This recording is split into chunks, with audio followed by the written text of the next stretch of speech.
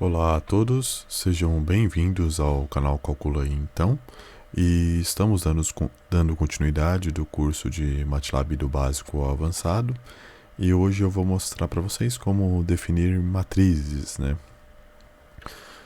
Bom, vamos lá, né? Vou ensinar alguns métodos diferentes de como definir uma matriz, né? Eu estou exibindo aqui na tela para vocês a matriz que eu vou montar, então vamos lá. É bem simples, né? E existe algumas maneiras diferentes, né? Aí você escolhe qual que você vai achar mais fácil de utilizar. Assim como vetores, né? A gente, para definir uma matriz, a gente necessita abrir colchetes e começar escrevendo os valores dessa matriz, as variáveis, né? Bom, então vamos lá. O primeiro jeito, assim como vetores, eu utilizo o espaço, né? Então, espaço 2. Aí agora, para colocar na linha de baixo, eu coloco ponto e vírgula, espaço 4, espaço 1, fecho colchetes, né? E vou ter exatamente uma matriz igual a que eu coloquei na tela para vocês aí. Bom, esse é um dos métodos, né, que a gente utiliza o espaço para definir, usa o espaço para separar os elementos e o ponto e vírgula para dar um enter, né, para escrever na linha de baixo, né, da matriz, né. Bom, tem outro jeito de fazer isso, né, que quem viu a aula que eu vou colocar no card aqui, a aula de vetores, né, já vai saber. E o jeito de definir vetores e matrizes é muito similar. Então, a gente abre colchete de novo aqui, só que agora ao invés de utilizar espaço, eu vou colocar vírgula. Então, 1,2, aí eu utilizo ponto e vírgula novamente para separar, para pular uma linha, né, dar o enter. Então, eu coloco 4, vírgula 1 e fecho colchetes. Aí eu executo aqui e eu obtenho uma matriz exatamente igual à matriz anterior. E só existem esses dois jeitos de você escrever uma matriz? Na verdade, não. Existe mais algum outro aqui, ó, que eu vou mostrar aqui para vocês. Esse jeito, ao invés de eu usar o ponto e vírgula para dar o enter, para escrever na linha de baixo, na linha seguinte, né, eu vou utilizar o próprio enter. Então, eu vou abrir o colchetes, vou escrever 1, aí eu dou espaço, 2. Aí ao invés de escrever o ponto e vírgula, eu dou um enter. Aí deixa eu dar um espaço aqui só para ficar bonitinho, embaixo certinho, né? Então eu coloco 4, aí eu dou um espaço, coloco 1, fecho colchetes, executo aqui. Após eu executar, eu percebo que é exatamente igualzinha à matriz anterior. Existe outro jeito ainda que eu vou mostrar para vocês agora, né? Bom, eu também começo por acrescentando os colchetes e definindo as variáveis. Vamos lá, a variável igualzinha, né? Ao invés de colocar espaço, eu vou colocar vírgula. Então, 1,2, enter, para deixar eles certinho embaixo do outro. 4,1, fecho colchetes. Igualzinho, resultado anterior. Esse jeito é bem mais próximo do que a gente escreve no caderno, né? Mas eu não gosto assim, porque eu acho que fica muito longo o código. Mas é questão de gosto, né? E uma outra coisa que vocês vão precisar bastante é agregar vetores, né? Por exemplo, eu tenho um vetor do tipo linha e o outro vetor do tipo linha. 1 e 2 e o outro vetor 4 e 1. Eu quero transformar esse vetor 1 e 2 e 4 e 1 numa matriz exatamente igual a essa. Como é que eu faço isso? Vou atribuir uma variável, isso a uma variável C, vou abrir colchetes, né?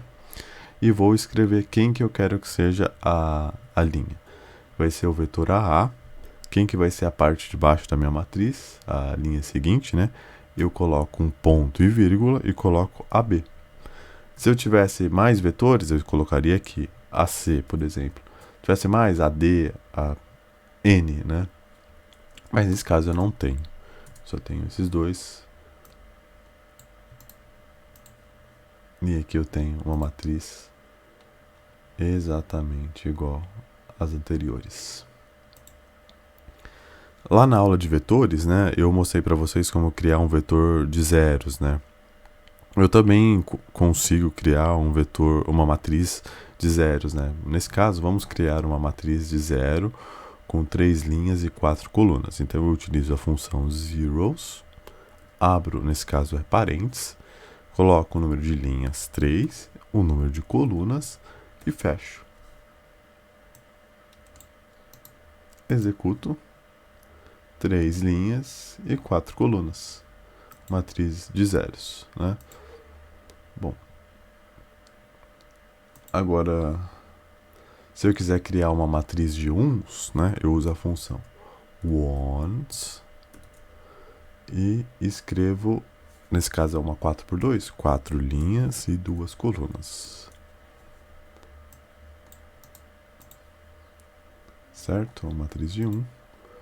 Agora, imagina que eu queria criar uma matriz com elementos aleatórios que sejam de acordo com uma distribuição uniforme, né? Eu posso utilizar a função rand 2. Então eu vou criar uma matriz 2x2. Se eu não declarar aqui, ó, 2,2, ele sempre vai entender que é uma matriz quadrada, entendeu? Se eu colocar aqui 3, ó, ele sempre vai entender que é uma matriz quadrada, certo?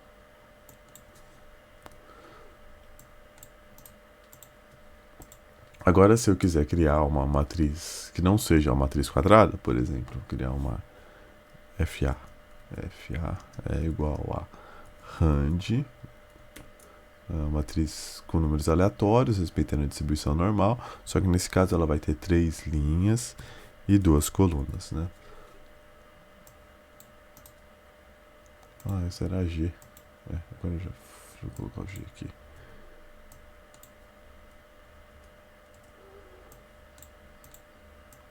Vamos executar aqui. Ó, ela tem 3 linhas e 2 colunas. Então, se eu não declarar o número de colunas, ele sempre vai subentender que é uma matriz quadrada. 2x2, 3x3, 4x4, n por n, certo? Agora aqui a gente tem a matriz de identidade, né? Que essa que eu estou exibindo para vocês, né? A matriz de identidade ela também segue esse raciocínio, né? Se eu não declarar o número de colunas, ele vai sempre entender que é uma matriz quadrada, né? Então vamos lá. Como é que eu crio uma matriz de identidade? Eu utilizo a função i. Vamos criar uma matriz quadrada 3x3. Então eu coloco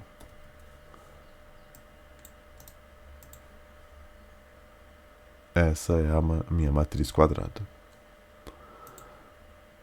Identidade. Agora, se eu quiser criar uma matriz 2x2, eu utilizo a mesma função i, né? Só que agora, ao invés de 3, eu escrevo 2 aqui nesse lugar. Executo 2x2. Agora, imagine que eu não queira que seja uma matriz quadrada e eu quero que ela seja 3x2. Então, eu devo declarar o número de linhas, que é 3, e o número de colunas. Caso eu não declare, ele subentende que é uma matriz quadrada. 3 linhas e 2 colunas.